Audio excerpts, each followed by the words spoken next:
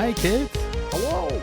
Welcome to a new episode of Bad Pop Song. Woo! The show where we take you on a magic carpet ride through my wondrous carnival-like universe of musical cringe and movie discussion. Mm-hmm. This particular episode, we will be talking a movie for sure. Talking movie. Yeah.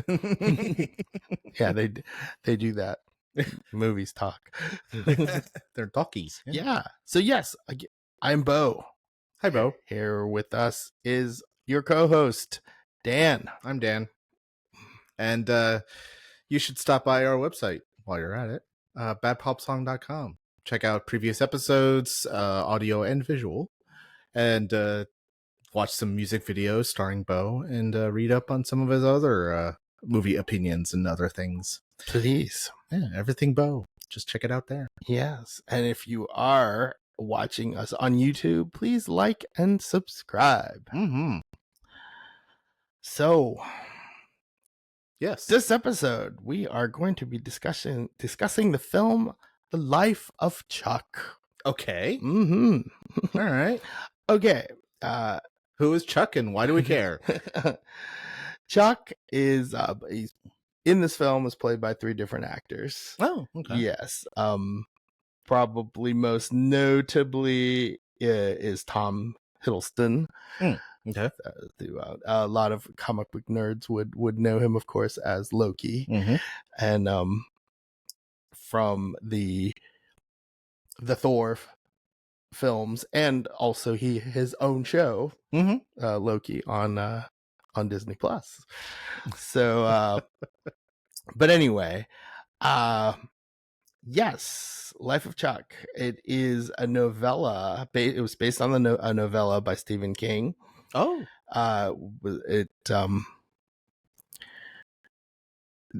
and the film it has like actually a pretty amazing cast. I mean, it's got Chiwetel Ejiofor and Sara, Carl Lumbly, Jacob Tremblay, Benjamin Pajak. I mean, and Benjamin Pajak is also quite popular now from Broadway. Okay. And Nick Offerman is the narrator. Mark Hamill is in it. Oh, cool. Yeah. Plays Chuck's grandfather, Wow. Albie. So, it's hard to believe Mark Hamill is old enough to play a grandfather, but it's true. Yeah, that's yeah. He'll always be Luke Skywalker. Yeah, fresh-faced and eager to learn the Force. He was so fresh-faced in that, especially that first film. Yeah, New Hope. Yeah, I mean, you couldn't get a fresher face than that. I mean, I think by the time Empire came out, he was looking slightly more seasoned, or maybe less fresh-faced. I know he was coming out of that bad accident he had. Right. So but yeah, even without that, yeah, he would have had a little bit more definition going on. He wasn't so baby-faced. No, he was not so baby-faced. But yeah, man, but A New Hope, you can get more baby-faced than that. And yeah, I crush hard on that Mark Hamill. Oh yeah, from A New Hope. Oh, totally. Yeah, you have to be crazy not to. Yeah, he's so whiny. Gay, straight alike. I think everybody should be crushing on Mark Hamill. I was going to Tashi Station to pick up some power converters. He is whiny. Yeah, but he's supposed to be. But he was stuck in a rural planet. You know, probably homeschooled. You know, not necessarily wise to the ways of the world around him. That was a really good impression, by the way. you get a million points for that. Thank you. So go ahead. I'm ready for your questions. Yeah. Tell me, what is this about? Is if it's Stephen King, it doesn't necessarily have to be horror, but he does tend to gravitate in that direction. Well, if you're familiar with the novella, Stephen King published it in the 2020 compilation book If It Bleeds. Oh, so which it's a relatively recent story of his then. Yes. Wow. So, but the film itself is not horror at all. It's actually very, it's kind of metaphysical, sci-fi, also kind of fantasy. Interesting. Sort of. So what's the general gist? What is our plot? Well, it is told in 3 parts. Hence the 3 different actors. Yes. Playing Chuck. Well, you have the first part of the film is actually called Act 3. And the heck you say? That is basically about it's kind of an end of days scenario. There's a city, and there's been a series of natural disasters, weather related. It sounds very climate change. Right. Internet's going down like all over the world. Sinkholes are just, are devouring, it's everything's just falling apart. Yes. And so the town that's focused in this sort of end of days scenario, they keep seeing these billboards and these ads on their television screens and on their phones, whatever whatever phone reception they're still able to get. They see all these advertisements for retirement of Charles Krantz, 39 years. And so Chuck Krantz is like just some finance guy or whatever, and it's Tom Hiddleston. And so they're just like, okay, so the world is ending. They're getting the updates. They're seeing the news. They're losing broadcasts and networks, and saying they're in the middle of like watching a program, and then that sign shows up that says, please stand by. So it's definitely end of days scenario here. But then in between all that, they're getting all these ads, and they see these billboards on the streets that say 39 great years, congratulations, Charles Krantz retiring, and they're just like, who is this Charles Krantz and why is he getting all this attention? Sounds King-y bizarre. Yes. In that regard, it sort of feels like it could be tied into something slightly horror, but no, but not at all. This is more along the lines of the Stand or something like that, where it's just creepy, or just weird. Yeah, no, very good. I'm glad you brought up The Stand. That's a great that's a great reference. So this second part of the film is Act 2.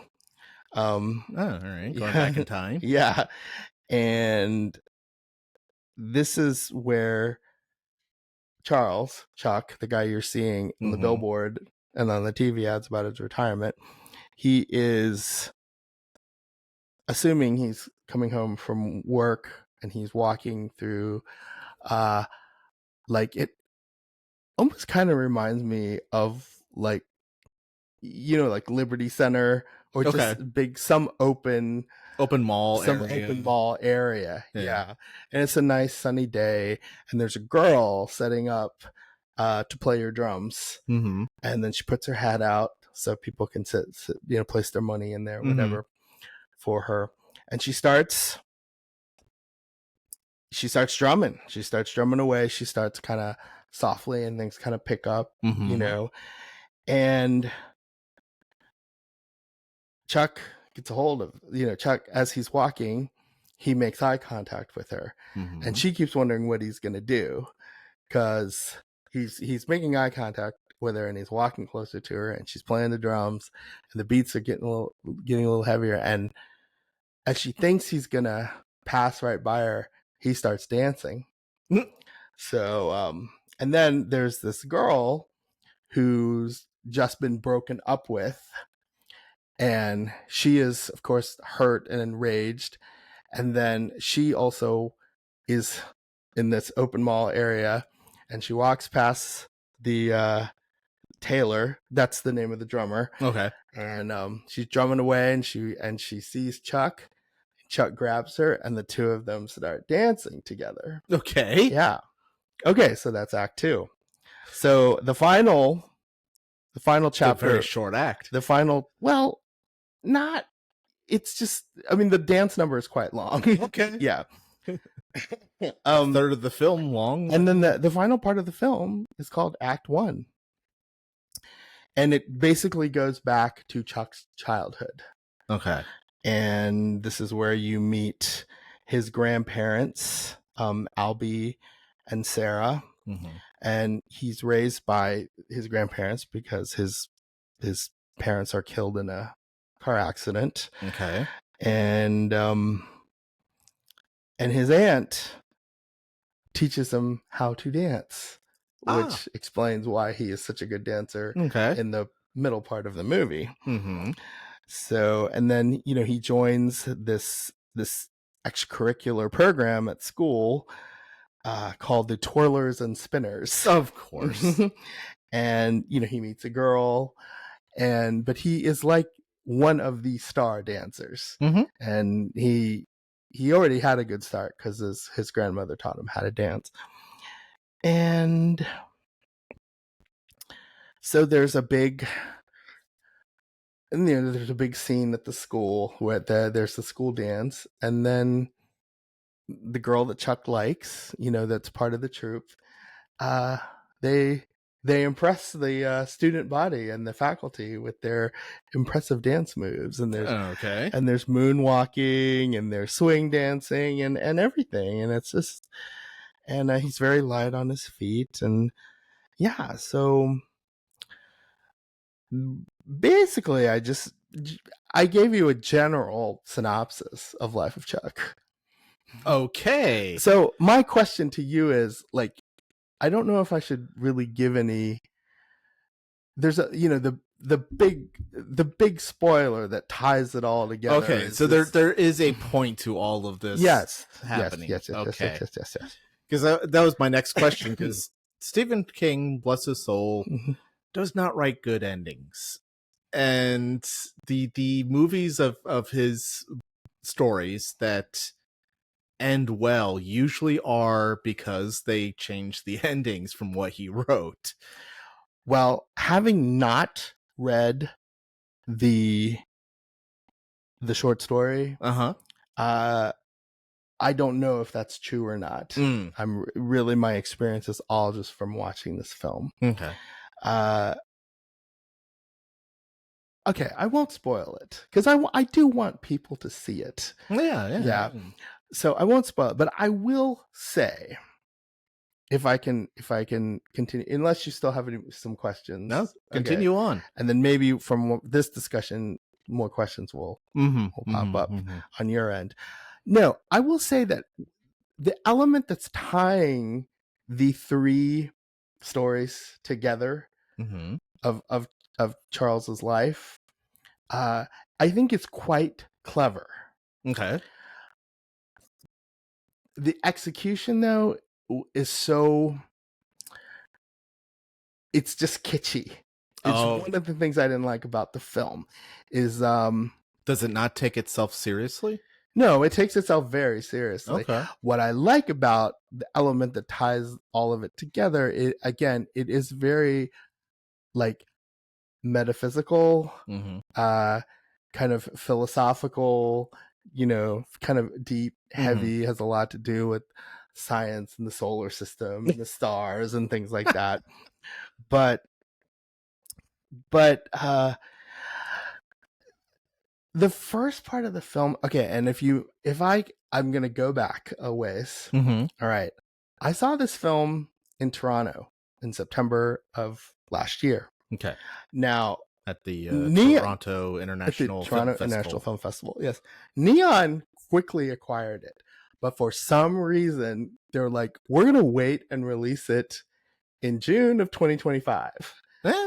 And I think they're looking at for it to be like their big moneymaker. You know, they're Okay. sort of their big indie kind of moneymaker, you know. got big name stars because the height of their popularity. Because indie is kind of the mainstream now, you know what I'm saying? Yeah. I mean, you've pretty much got like the big budget $1 billion films, Mhm. and then the middle of the road stuff now is all the indie stuff, you know, because all that stuff, it makes money now, you know what I'm saying? It's an industry. These indie studios are yeah, they're completely cashing out. But anyway, they were just like, yeah, this is going to be our big indie summer film. You know? So I think that's why they waited so long to release it. Mm-hmm. So I'm sure you're wondering why didn't I? I mean, we discussed quite a handful of movies. Oh yeah, yeah. I did not include Life of Chuck. This was not in your list. No, it did not. It did not make my head spin one way or the other. It took a second viewing for you to realize the potential of it. Yes, but I have to say I don't know that I like it maybe slightly better than I did. And I'm not saying I completely dislike the film. Mm-hmm. If you want to do the stars thing right now, I mean, I would give it 3 stars. Yeah, nice middling effort. 3 solid stars. And I'm not picky either. I give most films, even if they're rubbish, you know, I'm not that picky. I at least give it like 2.5. Even it takes a lot for you to give 1 or less. Absolutely, yeah. Rubbish is a very relative, you know, they try term with me. All my industry and critic friends are just like, oh, Bo, you like everything. I'm like, I really don't. But yeah, anyway, that's neither here nor there. So, I saw this at TIFF. It was very early in the morning, like early for me. Like, and we've had this discussion before when I talk about Toronto International Film Festival. All the press industry screenings that are buzzy, they love to show them at like 8:39 in the morning, which makes no sense. Nobody wants to get up that early. Well, not even the stars of the show. It's press and industry, so they just assume we're all there working. You know what I'm saying? So they just put it during, you know, kind of working hours. You know what I'm saying? Or we're not supposed to be there like being the film enthusiasts that, you know, like the actual like attendees that are paying to go there, you know, where they would see it at a typical afternoon evening showing. Right. We're supposed to present industry. We're supposed to be there working. So it doesn't matter. Your job. This doesn't matter when part of your 9 to 5. This is not. It doesn't matter when we're going to show it. So yeah. So do they not expect you to stay out all night to hobnob and network? Yeah, I think they expect you to do that too. Oh God. Yeah. But you know, there's a lot of movies that they got to cram. They do a good job at cramming everything in. Yeah. And obviously this is just some first world problem. Yeah, this is true. That I am bitching about. So no, it's just frustrating because you want to see so much and you just can't fit everything in, you know. Yeah. You have to sleep sometime. But anyway, there was so much buzz on Life of Chuck, and I had a late press press and industry screening. I can't remember what it was the night before. It was a 10:00 show. Oh gosh. But it was something I had to see. Oy. And so I didn't get back to my Airbnb till like 1 a.m. Right. I didn't get a lot of sleep. No kidding. So that morning when I went to see Life of Chuck, I fell asleep through the whole first part of the film. That's unfortunate. But so I thought, okay, it's only fair. I saw this movie again last weekend upon its release here, you know, nationwide, locally, locally, North American, you know, it's mainstream release. But anyway, I thought, okay, I'll give it a chance because I fell asleep. Yeah, and you know what? Wide awake, that first part of the film, titled Part 3. Is still boring.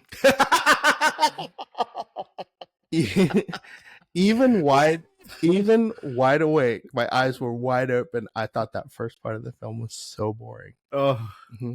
And then the second part of the film with the dancing, Mm-hmm. yes, was I impressed with Tom Hiddleston's dance performance? Was I impressed with the girl? Yeah, the girl named Janice, who I'm trying to remember the actor that played her. Yeah, the dance performance between the two is quite impressive, but it just felt like a soda commercial. Like you're expecting them to crack open Cokes and then you know what I mean? Like you see like a modern soda commercial, and everybody's out in the open. Everybody's enjoying one another. Everybody's being pleasant to one another. Everybody is just ready for a party. That is exactly what the second part of Life of Chuck is like. It's the whole like drumming. Yeah, I mean all you needed was just a lady smiling at her salad, and you'd have been set. Yeah, the girl that played Taylor, the drummer, she was fantastic. The drumming was great. The dancing was great. It just felt like a soda commercial. It was too corny. Yeah. Well, I'm watching a Pepsi commercial. This is just absolutely corny. So I thought the same thing in Toronto. I doubled down on it in my second viewing. The best part of the film is the third part, which is titled Part 1. And it is largely due to the performance of Benjamin Pajak as the young Chuck, as the young Charles, because it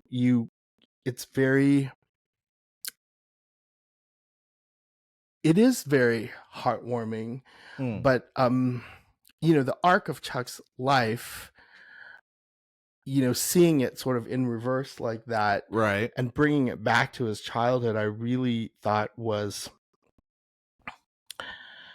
I think it worked because it for me, the movie kind of goes out with at least I have some sort of positive, like it ending the instead of ending on the end of the world in Act 3.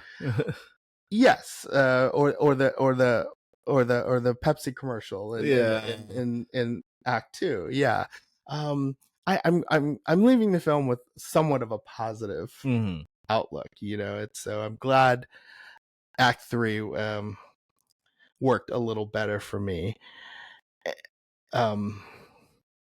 Act 3 being called Act 1, sorry. Whatever. Yeah, but his relationship with Albie and Sara, who is very beautifully played by Mark Hamill and Mia Sara.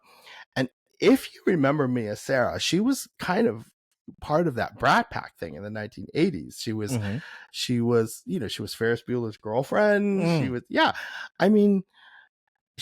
and so to see her in this film, in playing somebody's grandmother, and it was a great performance. Okay. And she did a really good job because, as I said earlier, Charles lost his parents, so that's why he's being raised by his grandparents. And Mia Sara's performance, she did a really good job at showing like the mourning of losing her daughter, and how that sort of affected both of them. And even though the Mark Hamill character Albie, he was a very loving, nurturing grandfather, he was also an alcoholic. But he wasn't like a mean alcoholic. He was just an alcoholic, so losing his daughter turned him into a drunk, and then the grandmother losing her daughter, that made her very despondent and sad. And once she started getting out of it is when you started seeing her like teaching Charles how to dance and things like that. And Albie was also was like a tax guy. Okay. Yeah. The CPA of some kind. Yes. And which is why Charles, in the beginning of the film, which again is called Act 3, you see the billboard. It says, Charles Krantz, 39 years. He was doing the retirement. same. He was doing the same work. Gotcha. And there was that conflict because he, in his heart, he wanted to be a dancer, because and plus it was like this warm connection that he had with his grandmother for teaching him. But Albie, his grandfather, said, "Well, that's not practical." Yeah, it's like, but there was art in numbers, so he apparently he went that route. Yeah, and instead of sort of following his dreams, he became a CPA. So I don't know. I don't have much else to say about it, but I'm ready for any questions you might have. Yeah. So it sounds like if I'm reading you correctly, the concept of it, the performances, all of that was great. It's just the execution wasn't. There's too many corny moments. Great concept. It's just too button pushing of a movie. Like it's such a people pleasing kind of a movie. Okay. Which is specifically why it won Toronto International Film Festival's People's Choice Award. A lot of people liked it. The TIFF People's Choice Awards always goes to like the corny, push all the right buttons kind of a film. And boy, did this movie do. And in fact, when I walked out of it at TIFF, I was like, oh, this is going to win the audience. And lo and behold. Yeah, of course. But, so that explains why they waited until June to premiere it, so then it got that summer movie. And it's getting attention. It's doing well at the art house theaters that it's showing at. It is the indie like moneymaker. It is the darling of the summer. Yeah, it is one of the indie darlings of the summer. I believe. So that's not necessarily a bad thing, you know. I mean, it sounds like it could be a cool movie if you're unless you're highfalutin like Bo. Totally expecting something a little bit more thought-provoking and more artistic. It is thought-provoking. It is artistic. It's just very thought-provoking and artistic in a very kitschy, corny way. Very, very easy. Yeah, for something that's supposed to be so like scientific and again metaphysical and kind of philosophical, it was just too corny. Yeah. But I think maybe it was like that because people could it would seem more tangible for people and less far out.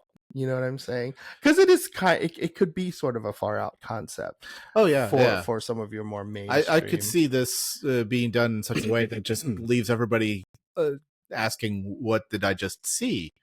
Yeah, I have no idea what to make of this. And to its credit, it definitely does not leave you with that. You definitely don't leave feeling like, what the hell was that? It answers its questions. It does answer its questions very well. I just thought it did it in a very people pleasing kind of yicky way, and I'm the type of I like kind of sitting there. I love seeing those movies that are just kind of like, what the fuck, That's you like to be challenged by your film watching. This sounds, maybe it's an easy to digest afternoon film. It doesn't take too much thought to go into it. Watch it at home and be distracted occasionally and not have to really like concentrate on it, perhaps. Yes, it is. I think it will kind of, there is something escapist about it, It's also kind of sad too, you know, but the that little element that I was saying that kind of ties it all together. But real quick, I still want to continue like talking about some of the acting. Yeah. You listed a lot of people, and so far we only know about 3 of them. Mark Hamill was so great. I mean, his ability to be like nurturing, thoughtful, like teaching grandfather, and then like be like grumpy and crotchety at the same time. Yeah.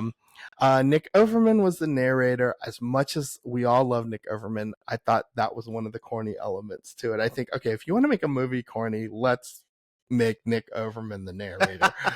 That is an interesting choice. They decided let's have a narrator as well. You know, that seems to be a weird choice.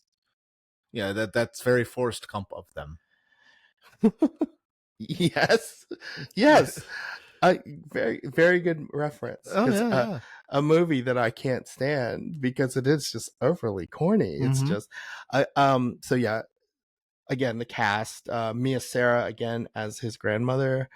I thought she was great. I mean, growing up, seeing her in Ferris Bueller's Day Off and Legend, it was just so cool to see her, you know, play somebody's grandmother. You know, yeah. She hadn't done any acting roles or anything like that since then, right? If she had, I don't think it. You know, she really had the. She didn't hang on to the stardom she had in her, I guess her young early adults kind of years. Yeah. Annalise Basso, that's the woman that danced with Tom Hiddleston. Great dancer. It was very cool seeing Carl Lumbly. He's an older actor. He's in his 70s, and I've been seeing Carl Lumbly is one of these actors. If you've been watching film and television your whole life, Carl Lumbly has been in something. I mean, he's one of those ever-present character actors. I mean, I remember Carl Lumbly from like Cagney and Lacey back when I was in high school. You know, I mean, you know, he voices Martian Manhunter in the DC animated universe. You know, he was in episodes of CW Supergirl. I mean, yeah, Carl Lumbly, he's in everything. Oh yeah, and then if you're like a horror enthusiast and you sort of do the horror hound kind of festivals, the horror movie fest, you know, you'll recognize Matthew Lillard in this film. Yes, Matthew Lillard, very, very famous from Scream. And Matthew Lillard plays Chiwetel Ejiofor's neighbor in Act 3, the first part of the film. Okay. And I actually liked him in Life of Chuck because he is discussing everything that's led to why they've gotten to this point of like the world is ending, sort of. Basically, telling everybody the world building. Yeah, he basically just was explaining like the science and the politics that like why we are here now, you know, and nobody paid attention and nobody did anything about it. So, and then, you know, he's just sitting there and, you know, you're seeing people kind of, you know, so people, there was like this sinkhole, so people have to like walk through the neighborhood, you know, and then so you see like these people walking, and then, you know, Chiwetel Ejiofor is like asking them what happened, and they're telling me about the sinkhole, and Matthew Lillard like going on about like how we got here and ranting. Yeah, so that too was also very well done. So, you know, so I do have positives. But you then called it boring. So did it just drag on too long the first? That was one of the less boring parts, but like it was so boring getting to that point. Okay. It was probably one of the less boring scenes of the first part of the film. But I'm not kidding. 75% of the first part of the film is like total utter snooze. So would this have done better as like a shorter like a Black Mirror or White Lotus sort of episode? I think they just could have made, yeah, exactly. I think they could have made the first part of the film, and calling it part 3 and making it so boring too was just really wrong. So anyway, so yeah, I like what you said. I think they could have made it a little more jarring and scary, and instead of, you know, everybody's just living their lives and going to work and going to school, And yeah, it sounds more absurdist than so scary. good. This is why Dan is a co-host. It's Yeah. I could see this easily being sort of a British humor style situation where you have like, you know, people falling into sinkholes and stuff in the background while they're having a serious conversation in the foreground. And you're just like, you know, what the hell just happened back there? And why is nobody caring about it? And, you know, meanwhile, there's a plane going down in the sky and they're just like not even paying attention to it. So I from your description, that's how I could see this playing out. I gather it's not as goofy as that. Yeah, and it kind of should have been. It kind of should have really. It kind of should have been one way or the other, because the second part of the film being a Pepsi commercial, I think would have added so much more to that. Being more, as you'd say, the first part being more absurdist, because because it is. It's just they're all just getting up, living their lives, losing, you know, their reception, spotty Wi-Fi, that sort of thing. And, you know, they're just going about their lives, going back to work, working in the hospital, drinking their wine. But yeah, they're seeing on the news this latest thing that's happening in the world, you know, California's underwater, you know, just Europe is just in shambles, you know, but that's it. Mostly you just see them just kind of living their lives, and it's just that's why it was just utterly boring to me. Yeah, I would have loved to have seen like catastrophe, you know.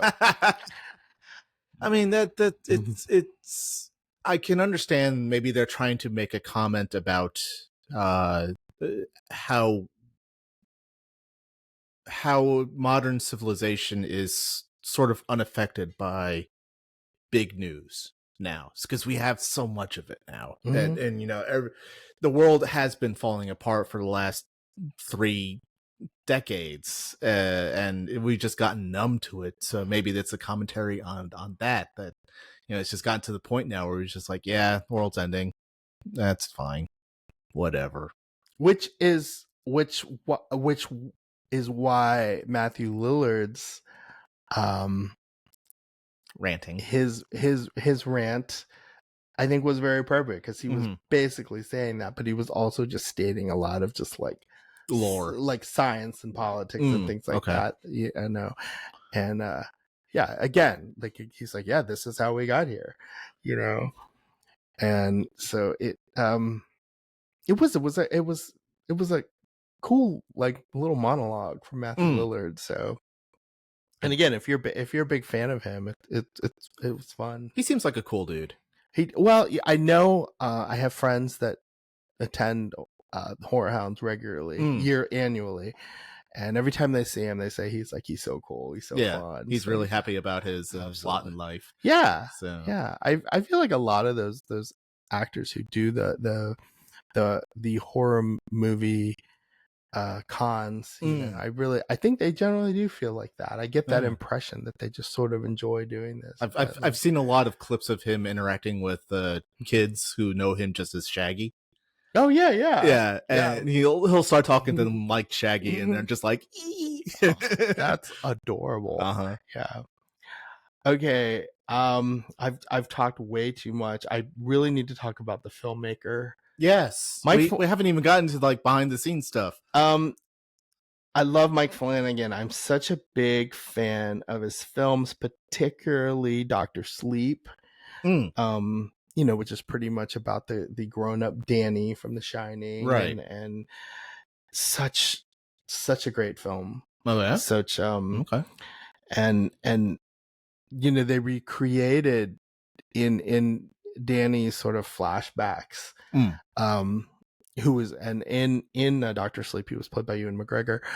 In his flashbacks, like Mike Flanagan did such a good job at like recreating, you know, that his whole team, they did such a good job at like recreating the Overlook, the interior of the Overlook hotel and everything, and which is one of many impressive things about Dr. Sleep.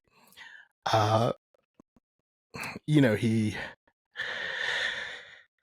He is very, very famous and notable for being the showrunner and creator of Netflix like biggest horror shows like Haunting of Hill House, Midnight Mass, Fall of the House of Usher, all huge Netflix, very heavily watched Netflix shows. So when I saw Life of Chuck, I'm like, okay, this is Mike Flanagan going soft. And it's not an insult to him. I'm so used to seeing his horror stuff. Well, yeah, you would assume him and Stephen King writing it. You would assume that it would be like, a horror masterpiece, but not so much, huh? So, right. And yeah, I did know. I have seen. I saw some actors that I've recognized from his other films in Life of Chuck. I do believe Annalise Basso, who was dancing with Tom Hiddleston. I think she was in Ouija, The Origin of Evil. I think that's where I recognized that her. is such a silly title. He is married to actor Kate Siegel. I think Kate Siegel played a teacher. She played Charles's teacher. Okay. In the last part of Life of Chuck. So. But anyway, so yeah, before I have yapped and gone on and on, but before I finish, is there any more questions you'd like? The only one question that I have left. Film festival. Exactly. So to remind people, Bo is going to host a what did I say? 48 hour. Okay, whatever. He's running a film festival over the weekend, and I always ask him if he will play this movie that he's talking about, and if so, when. So, Bo, tell us, would you play this movie? Unfortunately, yes.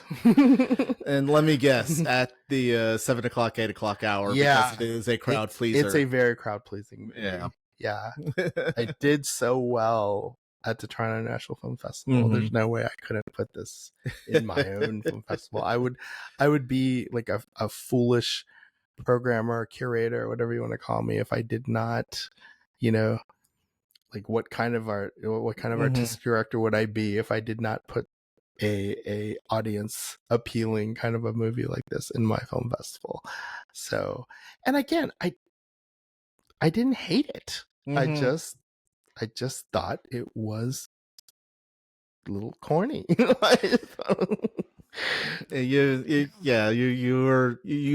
see the value of this chicken fingers dinner when really you wanted a nice rotisserie with the gravy or something. Well, I'm so glad we're going to dinner after this. Yeah, this is true. Yeah. So again, I still gave it 3 stars. Yeah. I think it's gonna be out for a while, kids. Life of Chuck. I think I'd hit your art house theater, hit whatever mainstream theater that shows your favorite art house films. I think it'll be out here for a while. Do you think if it does well enough, then it'll expand its reach and be in more mainstream theaters? I think it's starting to do that, but we'll see. Yeah, we'll see how well it. We'll see. Well, good for them. How well it's generally getting positive reviews too. So most people don't have the same problems that you have with these sorts of films. You know what? I have my share of corny stuff. Oh yeah. Everybody has their crap that they enjoy. Yeah. Everyone just wants a table full of slop occasionally. So yeah, I encourage you, kids, go see The Life of Chuck. Yeah, leave a comment on whether you liked it or not, if you feel the same way about the film that Bo does or not, or if you think it was just utterly delightful. Well then, thanks for watching this episode of Bad Pop Song. Remember to check out our website, badpopsong.com, for the latest episodes, links to the songs and films and shows and whatever else we talk about here. Be sure to like and subscribe to Bad Pop Song on YouTube. Hit those little buttons down there that do things. who knows what they actually do, but you know, they supposedly help us. So might as well. Tune in next time when Bo continues to invite us into his wonderful, magical, bubblegum world of all things movies and music and cringiness. It's all there. That's everything I am. Mm-hmm. Yes. In a nutshell. Mm-hmm. Until then, I'm Dan. I am Bo. Have fun. Stay groovy.